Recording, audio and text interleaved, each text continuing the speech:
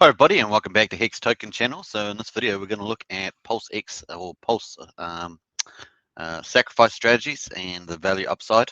So let's go through a couple of categories you may find yourself in. Of course, the first one here is Hex. You're just a Hex investor. Maybe you've got your Hex on ETH.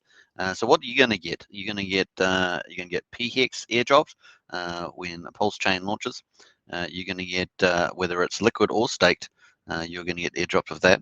You're going to be able to interact, of course, with the Go Win site, either ETH chain and a PulseChain, to see your stakes, and of course the liquid will be in your wallet. All you have to do is switch your wallet around, like MetaMask, something like that, to the respective networks, PulseChain or Ethereum. Now here, of course, you're going to potentially have PX pools, because you can have PX. So you can particularly invest in the PX pools as well. So any peer that has PX, you'll be able to do that. So that'd be pretty cool. And then, of course, yield farming. You'll be able to get the benefit of that by putting your PulseChain Hex in pools.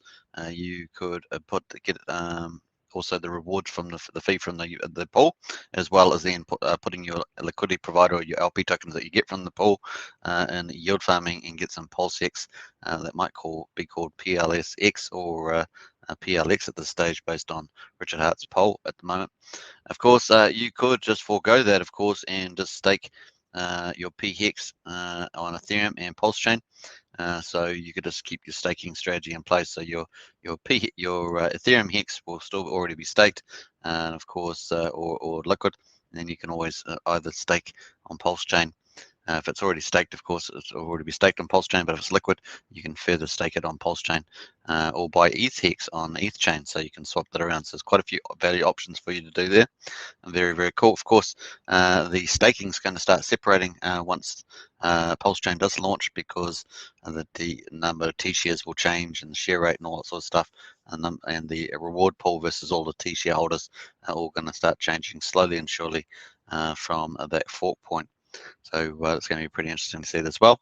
Obviously, a lot of people think because PulseChain will be cheaper, then a lot more stakes will occur on there, and so the rates will change relatively faster on there than they would on ETX.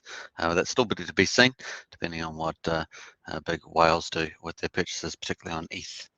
Okay, so the second one, of course, is you may be in Hex, but you also may be in the PulseChain sacrifice. You may have been a part of that back in July, early August. And of course, you have a few options. You're going to get Pulse on the PulseChain launch, and you're going to be able to stake that with validators, get some more Pulse. Obviously, that will give you more volume. And of course, if the price goes up, you're going to get more price times volume. So your X's will really start to fly. Really, really cool, just like it did in Hex, where people got huge price gains, but also huge volume gains by staking, and obviously big payday that was in there. Otherwise, you can use your PLS and put it into some yield farming pools, and pair that up with PLS peers, whatever they might be. And you could then have yield, once they're in the pools, you can take your LP tokens or liquidity tokens, put that in yield farming, and earn yourself some PX. And that may have some pretty huge upside, especially in the short, medium term. So it's definitely something you could look at doing as well. Most likely a good chance that it'll outdo the validator scenario, at least in the short term. Sacrifice, you could buy other PulseX. Of course, you can sell your Pulse that you get in your sacrifice, and maybe you get a bit of a gain, and you decide to buy decide to buy the actual PulseX token, or you could decide to buy PHEX, EHEX, or any other token, PRC20 that's on there, or even sell it out and bridge it over to Ethereum and buy that if you so choose. There's lots of options open to you there, folks, sure. So you have to make a decision around those things. Obviously, there's kind of a lot of people talking about PulseX being pretty big X in the short term, and then the Pulse medium long term. A lot of people hold that view. If you don't hold that view, of course, you need to make it count, a different strategy.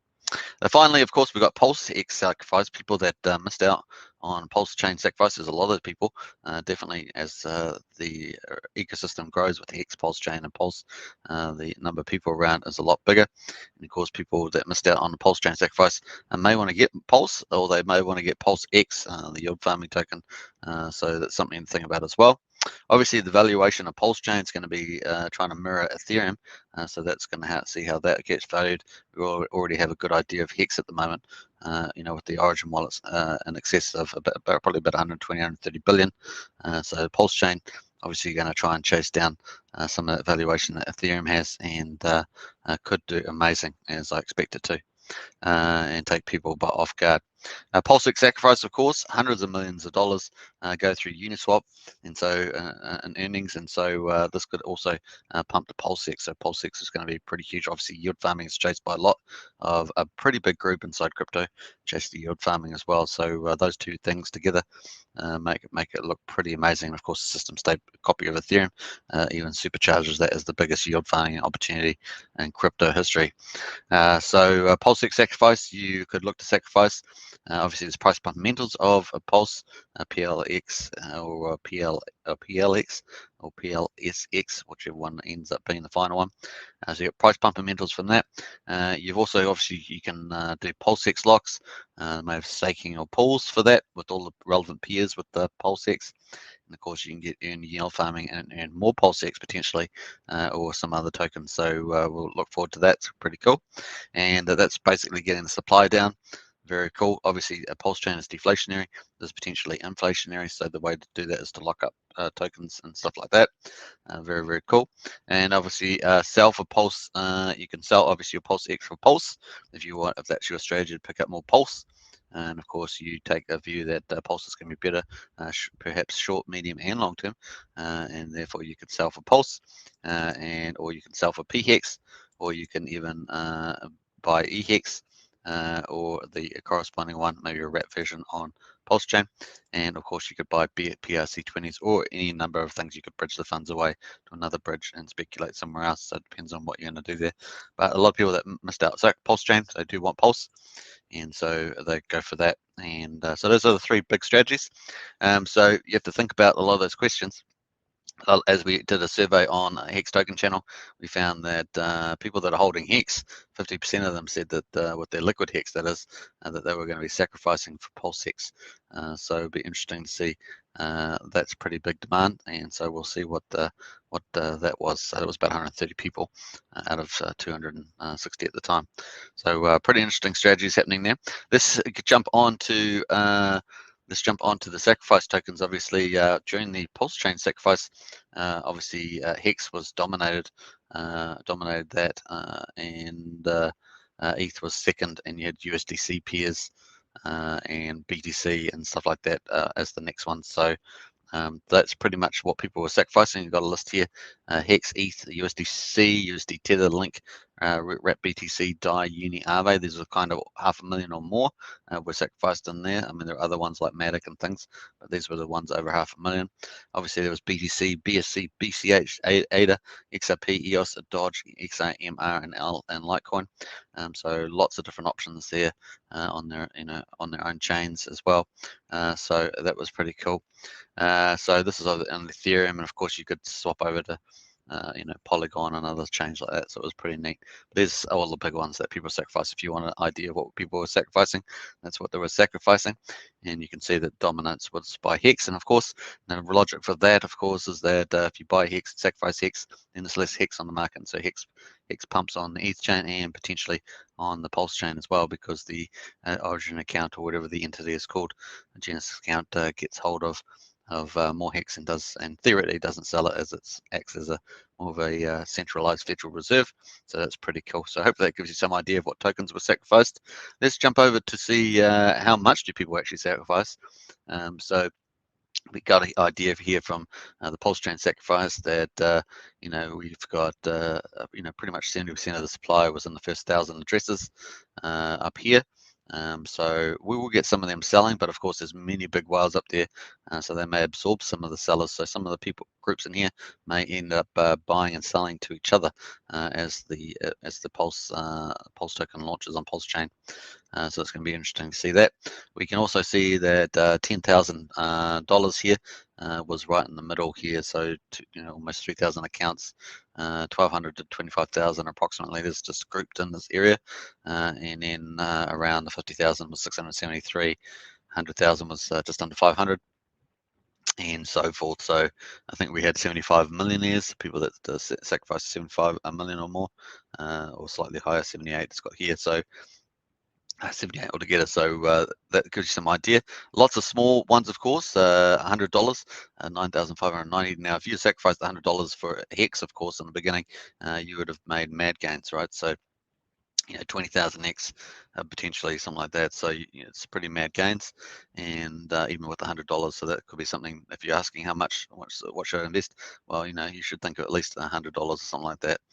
Could get you some pretty nice returns, and of course, the higher you go, the bigger chance of getting even better returns, because it's kind of a pre-launch price. So that's also true for Pulse, potentially PulseX. So obviously, there's going to be a little bit different. PulseX is going to have but like a pre-sale, and so you get a valuation from the amount of people that actually sacrifice. Those people will get a good issuance price typically, and then you have a launch price, and the launch price will be whatever that will be. But of course, we've got the AMM bots that will price up all the liquidity, so it's going to create a nice little price movement straight off the zero. So it's going to be pretty cool. The other side of course, is that you can and obviously there's going to be a valuation because a certain amount of holders before that even PulseX starts, but then what does the incentive structure and deflationary structure look like in terms of the tokenomics of PulseX when it rises up? We're still waiting to see all that stuff, so it's going to be pretty cool. The other thing, of course, we're assuming Richard said it's going to be similar in terms of, to the PulseChain one for the PulseX sacrifice, so we're assuming similar gamification. So pretty much earlier pays better was probably the outcome of the PulseChain one. So it's probably reasonable to assume that's also true for the PulseX one. So there's a few issues there. So hopefully that answers a few questions as well for some people. So I hope you enjoyed that one. And once again, pretty cool. And I think it's going to be pretty huge. And it's really probably the last big out of the three trifectas. There's a lot more in Richard Hart's roadmap going ahead, but these are the ones in play at the moment. So very cool. All right, I hope you enjoyed that one. Subscribe, like, share, hit the bell, of course. And I look forward to catching you in the next video. Bye for now. Take care.